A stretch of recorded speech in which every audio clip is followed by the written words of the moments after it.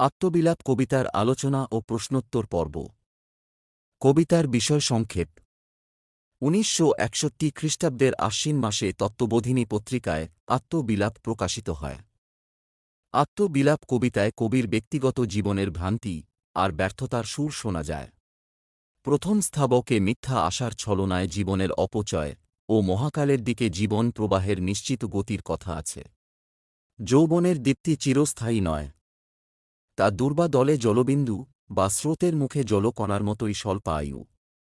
তাই যৌবনের মোহে আচ্ছন্ন মনের মুক্তি প্রার্থনা করা হয়েছে দ্বিতীয় স্থাবকে। তৃতীয় স্থাবকে কবি বলেছেন, রাত্রির স্বপ্ন সুখ, অন্ধকারে বিদ্যুতের ঝলকানি কিংবা মরুভূমিতে মরীচিকার মতোই দুরাশাও মানুষকে বিভ্রান্ত করে পথভ্রষ্ট করে। চতুর্থ স্থাবকে কবির ব্যর্থ প্রেমের প্রসঙ্গ আছে।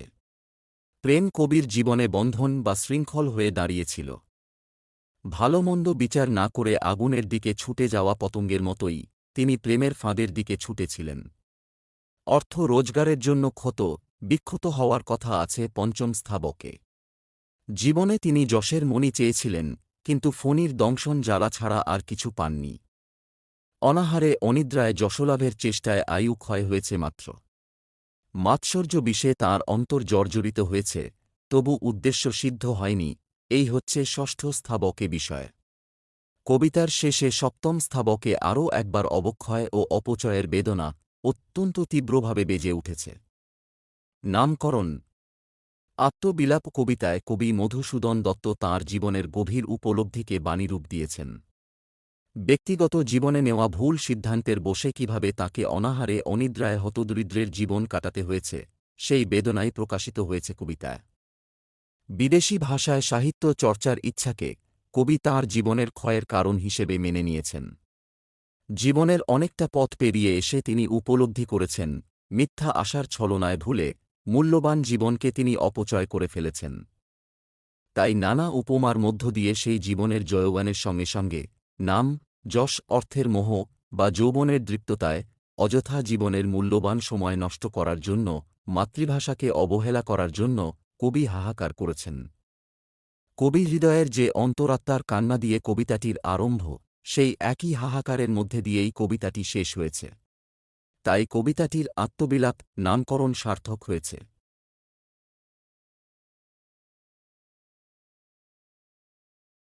এক দাগ।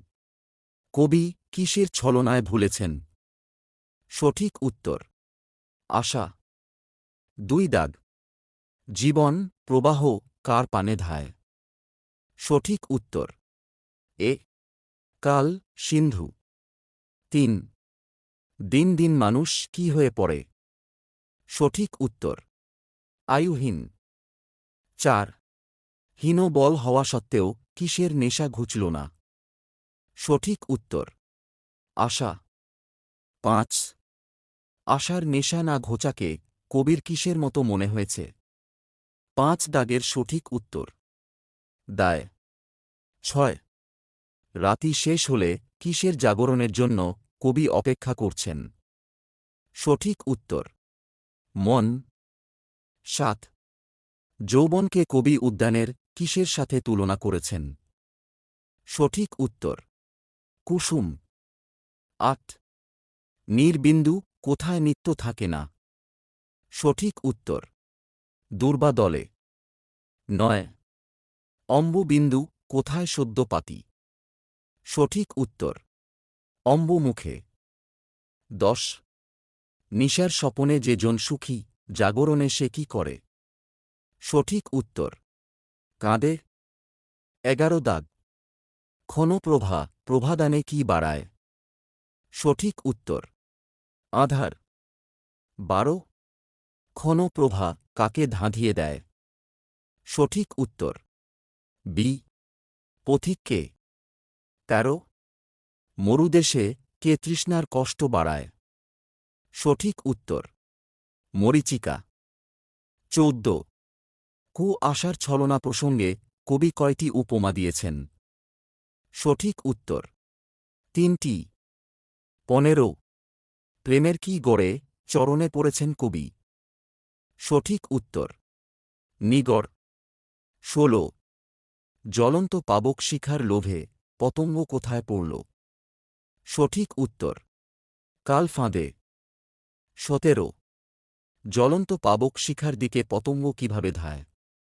সঠিক উত্তর রঙে। ১৮ না দেখে না শুনে ঝাঁপ দেওয়ার জন্য পরাণ কি করে? সঠিক উত্তর কাঁদে। ১৯ কমল তুলতে গিয়ে হাতে কি হয়েছে? সঠিক উত্তর ক্ষত হয়েছে। ২০ মণিহরণ করতে গিয়ে কে দংশন করল? সঠিক উত্তর ফণি। ২১ কিসের জ্বালা মন ভুলতে পারবে না? সঠিক উত্তর বিষের জ্বালা। ২২ যশ লোভে শুধু কি ব্যয় হল? সঠিক উত্তর আয়ু। ২৩ অন্ধকীট কোথায় ধায়? সঠিক উত্তর সুগন্ধ কুসুমে। ২৪ কিসের কামড় অনুক্ষণ চলে?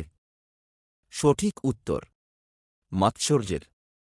২৫ ধীবর কিসের লোভে অতল জলে ডুব দেয়? সঠিক উত্তর মুকুতার লোভে। ২৬ আশার ছলনে ভুলি কি ফল ড্যাশ হায়? শূন্যস্থানে হবে লভিনু। ২৭ জীবন প্রবাহ বহি ড্যাশ পানে ধায়? শূন্যস্থানে হবে কালসিন্ধু।